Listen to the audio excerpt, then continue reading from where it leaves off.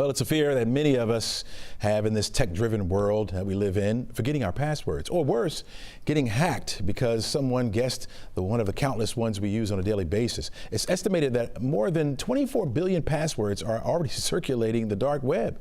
That's roughly 3 for every person on Earth. And about 81% of the data breaches involve stolen or weak passwords. Meanwhile, businesses are spending over $1 million a year on average just resetting forgotten passwords, proving that weak logins aren't just risky, they're expensive. Georgia Tech researchers say they may have a fix.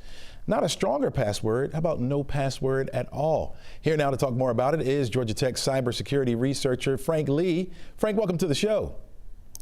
Thanks for having me. All right, you're trying to fast track us toward a passwordless society. Explain that. Yeah, so as you kind of mentioned just a second ago, passwords have all sorts of problems. We have problems using them correctly. We forget which password to use on the million different websites that we have. But they also have security limitations, despite the fact that that's really how we authenticate today.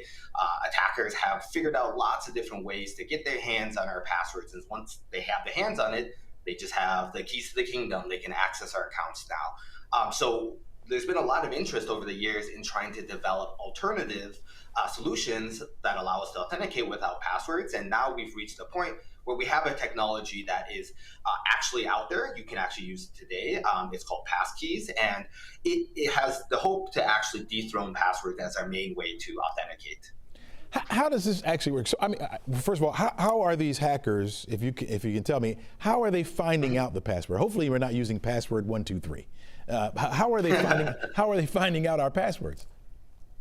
Yeah, so I mean, the truth is a lot of people do use very simple, easy passwords, so attackers can figure out just by guessing, but there's a lot of other ways. So for example, attackers can create a website that looks just like a real one, impersonating a real one, and if they can trick you to get onto that website, then you might log in with your real password thinking that you're on, say, your bank website, but you're actually logging into the attacker's website. So this is called phishing. A lot of people have undergone phishing attacks, and attackers have been able to steal passwords that way. Also, the websites themselves sometimes get hacked, and then their database gets stolen, and all the passwords, as you mentioned, get stolen with them. And because a lot of people use the same password on many websites because it's so hard to keep track of, even if only one website gets hacked, the password could be reused by attackers on other websites to target your same account. So there's just so many different ways that attackers have figured out over the years how to get their hands on your password. You mentioned these upgrades, right? You mentioned this how technology is advancing. Why is password still the weakest link? Yeah, so passwords are ultimately the weakest link just because the human nature of it. People have to pick them, people have to remember them, and even though passwords could be secure, people followed all the best practices, they just become really burdensome when you do so. So passwords are really what we rely on to identify who is this person that's trying to log into this account. Is it really you? And ultimately, since it really relies on people to make the right choices, people just often don't make the best choices in that case. Yeah, we talked about passkeys, right? And so talk to us about how that works and what makes it safer than the traditional password.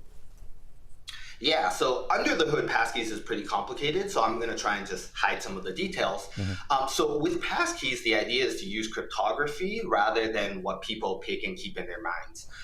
So with passkeys, your device will actually generate a secret called a cryptographic key. It's a cryptographic secret that is going to be impossible for an attacker just to randomly guess. So we already get rid of that problem.